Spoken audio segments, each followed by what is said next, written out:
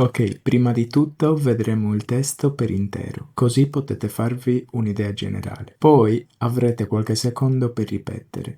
Ricordatevi di ripetere il più possibile perché questo vi aiuta a migliorare la vostra pronuncia e a sembrare più naturali quando parlate. Dopo vedrete apparire la traduzione in inglese insieme ad alcuni colori che vi aiuteranno a capire le parole importanti, le espressioni e anche alcuni pattern della grammatica italiana. Infine vi farò alcune domande di comprensione generale, di comprensione più specifica, di vocabolario e un test vero o falso. Seguitemi in questi episodi di lettura e vi assicuro che il vostro italiano migliorerà tantissimo, giorno dopo giorno. Ma non dimenticatevi nessun passaggio, eh? Siete pronti? Iniziamo. Era lunedì mattina e Matteo era appena arrivato in ufficio. Aveva dormito poco, non aveva ancora bevuto il caffè e non aveva molta voglia di parlare. Mentre accendeva il computer, il suo collega Andrea si avvicinò e gli chiese: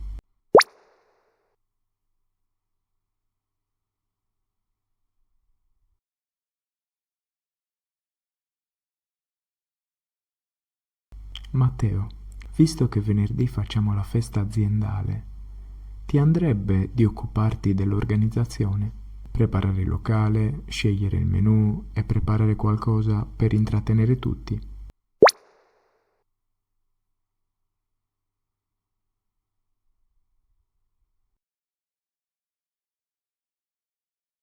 Matteo lo guardò. Aveva capito solo le parole venerdì, festa e azienda, ma non voleva fare una brutta figura. E quindi rispose: Sì, sì, certo, nessun problema. Fantastico, lo sapevo che potevo contare su di te. Andrea se ne andò.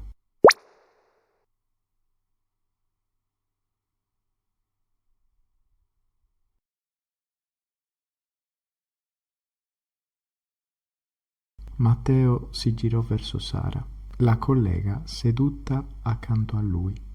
Egli chiede. Egli chiese: Scusa, che cosa mi ha appena chiesto?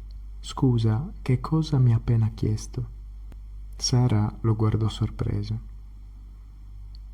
Hai appena accettato di organizzare la festa aziendale per 40 persone.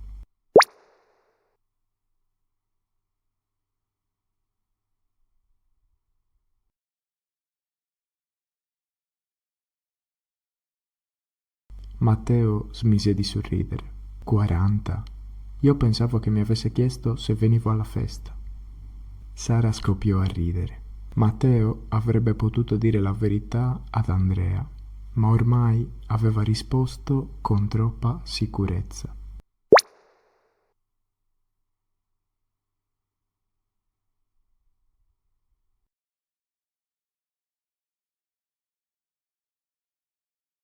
A quel punto tirarsi indietro gli sembrava impossibile. Così decise di cavarsela da solo. Durante la pausa pranzo chiamò diversi ristoranti.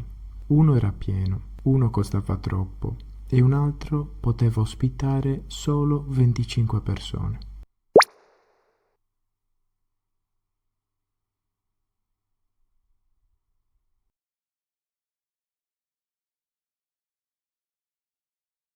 Dopo tante chiamate, finalmente trovò un locale disponibile.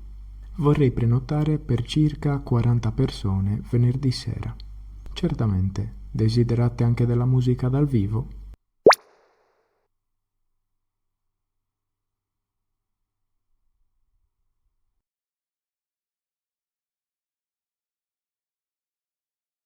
Matteo non era sicuro di aver capito.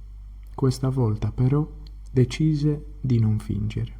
Scusi, potrebbe ripetere più lentamente? La donna ripete la domanda. Matteo capì e sorrise. No, grazie, va benissimo della musica normale.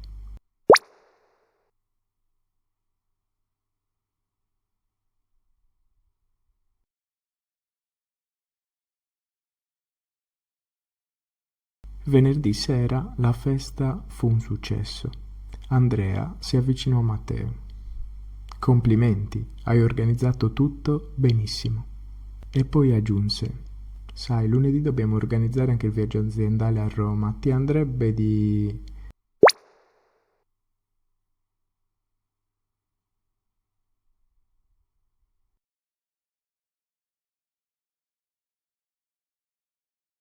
Matteo alzò subito la mano. Aspetta, puoi ripetere più lentamente, per favore? Sara, dall'altra parte della sala, scoppiò a ridere e questa volta Matteo rise insieme a lei.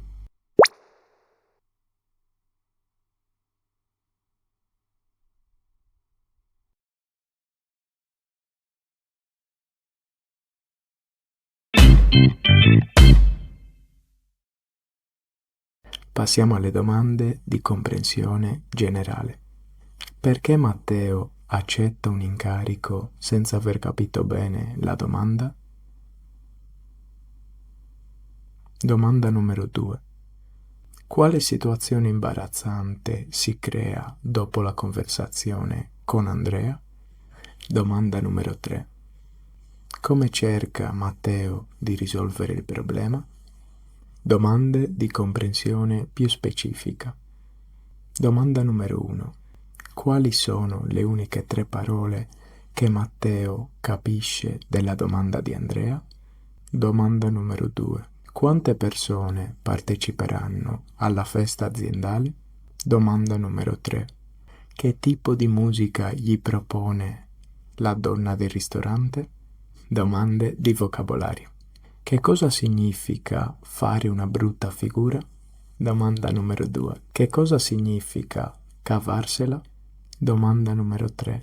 Che cosa significa scoppiare a ridere? Passiamo a vero o falso?